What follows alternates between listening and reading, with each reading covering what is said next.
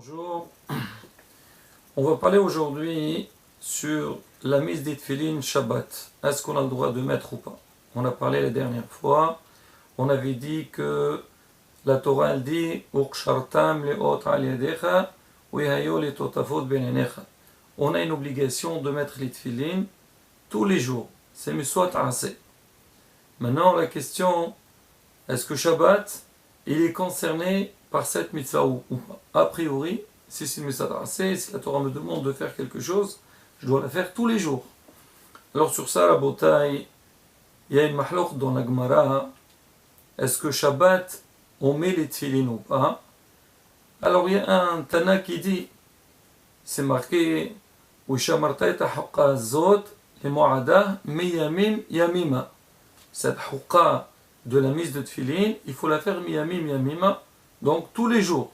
Donc on a expliqué que selon certains, ils ont dit c'est le jour et pas la nuit.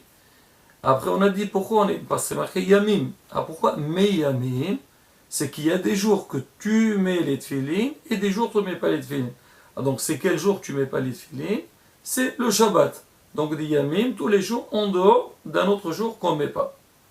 Il y a un autre avis qui dit non. Lui il pense Shabbat on ne met pas pour une autre raison.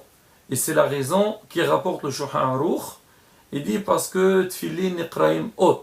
Les tefillin s'appellent sini. Alors le Shabbat elle-même, goufam ot. Le Shabbat lui-même il s'appelle ot. Je voulais le lachon de Shulchan Aruch. Beshabbat veyom tov asur laniach tefillin mpini shem asman ot. ואם מניחים בהם אות אחר, היה זלזול לאות שלהם. Ça veut dire, comme le Shabbat elle-même s'appelle Ot, comme c'est marqué Ot bini uvenechem, Kadosh Baruch il a dit que le Shabbat Shamru bini set Shabbat, l'asot le Shabbat Dorota, donc c'est un signe, alors, donc on ne peut pas mettre un autre signe. On va expliquer un petit peu plus, donc ce sujet-là, c'est rapporté, on sait que c'est marqué Alpei Shenaim Aidim Yakom Davar. Quand on a besoin de témoigner sur quelque chose et on veut valider un témoignage, il faut deux aidim, il faut deux témoins. Alors nous ici, Am Israël, on a fait une alliance entre nous et Akadosh Baruch Hu. Et pour montrer cette alliance, on a besoin d'avoir deux simanim sur nous, deux signes sur nous, tous les jours qui montrent notre attachement avec Akadosh Baruch Hu, notre lien avec Akadosh Baruch Hu. Maintenant, dans la Torah, on sait qu'on a 613 mitzvot, mais dans les 613 mitzvot, il y a 3 mitzvot dans lesquels Akadosh Baruch Hu, il a utilisé le terme de hot, de sini. Alors, c'est quoi ces 3 mitzvot? Le premier, c'est Shabbat, il y a Brit Mila et Tefillin. Ça, c'est les 3 mitzvot. Maintenant, on vient de dire qu'on veut faire témoigner sur quelque chose. Nous aussi, on a besoin de témoigner avec Akadosh Baruch Hu, qu'on est lié avec lui éternellement. On a besoin de posséder tout le temps sur nous 2 signes. Maintenant, il y a la première, c'est la Brit Mila. Alors, la Brit Mila, on l'a fait à l'enfant dès sa naissance, dès qu'il a 8 jours. On lui fait la Brit et on dit que ça, c'est une alliance avec Akadosh Baruch Hu. C'est quelque chose qui reste gravé sur lui tout le long de sa vie. Mais avec la Brit Mila, on a un seul signe. Alors maintenant, pour avoir le deuxième signe, c'est les Tefillin. Alors qu'on met les Tefillin tous les jours, donc on va rejoindre le signe de la Brit Mila. Arrivé à Shabbat, on a le Shabbat qui arrive. Shabbat aussi, c'est un signe.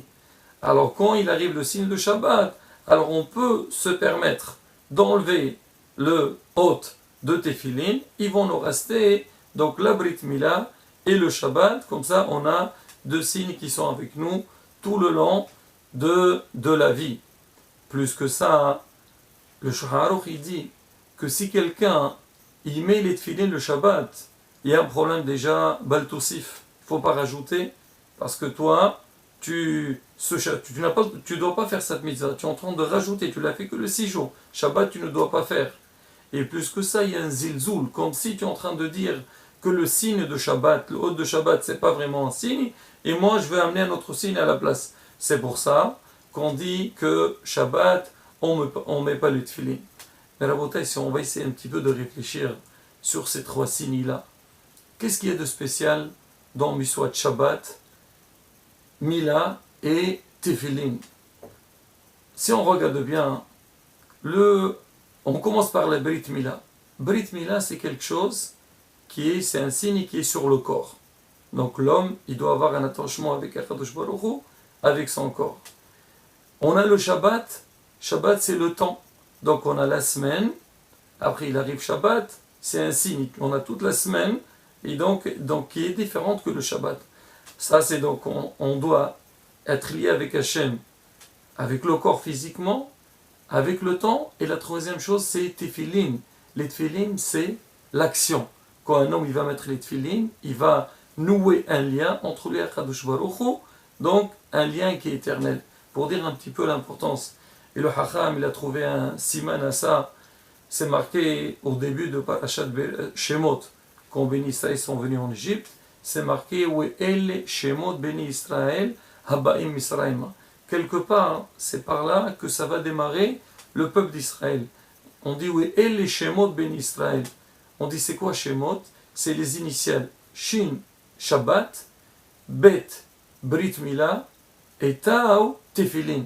Pour dire quand est-ce que toi tu peux être appelé Ben Israël quand tu vas avoir ces trois signes sur toi. Ça ne veut pas dire qu'il ne faut pas faire toute la Torah. C'est sûr qu'on doit toujours faire la Torah. Mais on doit avoir chacun, il doit avoir sur lui donc comme un badge avec lequel il dit voilà moi je suis lié avec Akadosh Baruch Hu, donc avec cette mitzvah de ces trois otiotes de Tefillin.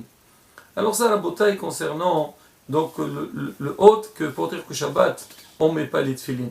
Mais en dehors de ça, il y a d'autres halachot. On dit que Shabbat, maintenant qu'on n'a pas le droit de mettre les Tefillin, est-ce que j'ai le droit de les toucher ou pas? Alors le Mishnah Brura, il rapporte, et il dit en vérité, vu qu'on ne met pas les Tefillin Shabbat, les Tefillin, ils deviennent comme un moursé. Et comme ils sont moursés, donc on a pas ça de moursé, c'est toute chose qu'on n'a pas besoin, on n'a pas le droit de le toucher. Mais dans les halachot de moursé, on verra si tu veux dans la suite, il y a ce qu'on appelle les sorch gofo ou le sorch miqomo. Si jamais quelque chose que j'ai pas le droit de toucher, il est moursé. Mais moi j'ai besoin de sa place, ou j'ai besoin de lui-même pour faire quelque chose, ça devient permis. Ça sort de là que si jamais, Shabbat, moi je viens à la synagogue et je trouve mes tefillin posés sur mon siège. Et moi j'ai besoin de mon siège pour m'asseoir, j'aurai le droit de lever les tefillin et les mettre ailleurs. Autre chose aussi, par exemple c'est rapporté dans la halakha, si un rab, il veut apprendre à son élève à faire le nœud des tefillin. Maintenant on a dit que les tefillin ils sont moursés. Est-ce que j'ai le droit de toucher ou pas? On dit, vu que toi tu vas utiliser les tefillin pour un besoin, c'est-à-dire les sorch gofo, que lui pourra prendre un autre enfant, donc ça ne pose pas de problème. Voilà la bataille concernant un petit peu la mitzvah des tefillin pour le Shabbat. Et bien sûr, malgré toute leur kdusha, l'homme il doit savoir, la kdusha il faut l'utiliser quand il faut. La semaine, on doit mettre les tefillin passer un hôte, alors il faut les mettre, il faut le faire. Shabbat c'est interdit malgré tout leur kdusha, donc il est interdit de les utiliser.